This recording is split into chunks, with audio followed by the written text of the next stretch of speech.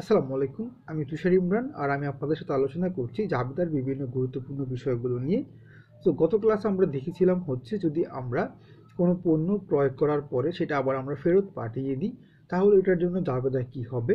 মানে আমরা যেটাকে বলেছিলাম হচ্ছে ক্রয় ফেরত, আর আমরা সেখানে দেখেছিলাম যে ক্রয় করার পরে প্রোডাক্ট পাঠিয়ে দেওয়াকে আমরা বলি হচ্ছে ফেরত পাঠিয়ে দেওয়াকে আমরা বলি হচ্ছে ক্রয় ফেরত, বা ইংরেজিতে বলা হয় হচ্ছে পারচেজ রিটার্ন। আর পারচেজ রিটার্ন বা ক্রয় ফেরত সবসময় কিন্তু আমাদের ক্রেডিট হয়। এরপরে আমরা দেখেছিলাম হচ্ছে আমাদের কোনো কিছু বিক্রি করার পরে সেটা যখন আবার আমাদের কাছে ফেরত চলে আসবে সেটাকে আমরা বলি হচ্ছে বিক্রয় ফেরত, বা ইংরেজিতে আমরা বলি হচ্ছে সেলস রিটার্ন। আর সেলস রিটার্ন বা বিক্রয় ফেরত কিন্তু ডেবিট হয়। আজকে আমরা দেখব হচ্ছে স্থায়ী সম্পদ যদি আমরা ক্রয় বিক্রয় করি, স্থায়ী সম্পদ ক্রয় বিক্রয় সংক্রান্ত লেনদেনগুলোকে আমরা কিভাবে জাবেদাভুক্ত করব। একটা জিনিস মনে রাখবেন, আমরা কিন্তু যখন আমরা কোনো স্থায়ী সম্পদ ক্রয় করব তাহলে জাবেদায় কিন্তু ওই স্থায়ী সম্পদের নামই কিন্তু আমাদেরকে লিখতে হবে। ধরেন আমরা স্থায়ী সম্পদগুলো কি কি হয়, আমাদের স্থায়ী সম্পদগুলো হয় মূলত আসবাবপত্র, যেটাকে আমরা ইংরেজিতে বলি হচ্ছে ফার্নিচার।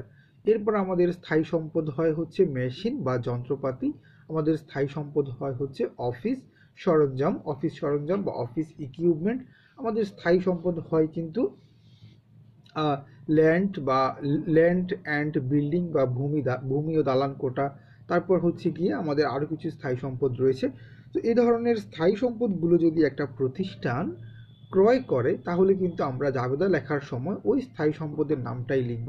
যদি বলা থাকে যে 50,000 টাকার আসবাবপত্র ক্রয় করা হলো তাহলে আমরা লিখব হচ্ছে আসবাবপত্র হিসাব ডেবিট, নগদান হিসাব ক্রেডিট। এই ক্ষেত্রে জাবেদাটা আপনারা হয়তো প্রশ্ন করতে পারেন যে আমরা এখানে আসবাবপত্র কেন লিখলাম। আমরা তো জানি যে ক্রয় করলে ক্রয় হিসাব লিখতে হয়।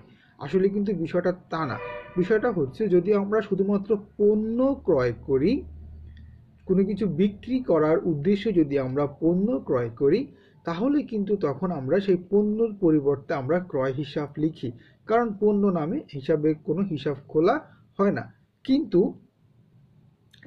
এইখানে আমরা যদি স্থায়ী সম্পদ ক্রয় করি, সো স্থায়ী সম্পদের বিষয়টা কিন্তু আবার একটু ভিন্ন।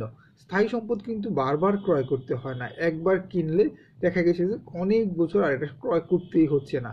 মানে একবার সংগঠিত হলে দীর্ঘ সময় সার্ভিস পাওয়া যায়। তো সেই ক্ষেত্রে যদি আমরা স্থায়ী সম্পদ কখনো ক্রয় করা হয় ওই স্থায়ী সম্পদের নামেই কিন্তু আমাদেরকে হিসাব লিখতে হয়, মানে জাবেদাভুক্ত করতে হয়। আমি আরও একটা এক্সাম্পল যদি বলি যে 30,000 টাকা মূল্যের একটি এসি ক্রয় করা হলো। তো এসি হচ্ছে গিয়ে অফিস সরঞ্জাম বা অফিস ইকুইপমেন্ট বলা হয় ইংরেজিতে। অফিস সরঞ্জামেরই একটি আমরা এটাকে বলি অফিস সরঞ্জাম বা অফিস ইকুইপমেন্ট। এটা হচ্ছে গিয়ে এসি বা হচ্ছে গিয়ে আমাদের আদার্স কম্পিউটার, এগুলো যখন ক্রয় করা হবে সেগুলোকে আমরা বলি হচ্ছে অফিস সরঞ্জাম বা অফিস ইকুইপমেন্ট। তো এটার জন্য কিন্তু আমাদের আবার জাবেদা দিতে হবে কিন্তু অফিস সরঞ্জাম হিসাব ডেবিট, আর নগদান কিনলে নগদান হিসাব ক্রেডিট, ব্যাংক চেকের মাধ্যমে কিনলে ব্যাংক হিসাব ক্রেডিট, আর যদি বাকিতে কিনে তাহলে হচ্ছে গিয়ে আমাদের পাওনাদার হিসাব ক্রেডিট। তো এখানে আমাদের যেটা বুঝতে হবে সেটা হচ্ছে যদি কোনো স্থায়ী সম্পদ আমরা ক্রয় করি আমাদেরকে কিন্তু ওই স্থায়ী সম্পদের নামেই কিন্তু হিসাবটা খুলতে হবে। স্থায়ী সম্পদ ক্রয় করলে ওই স্থায়ী সম্পদ হিসাবেই আমাদের ডেবিট হবে।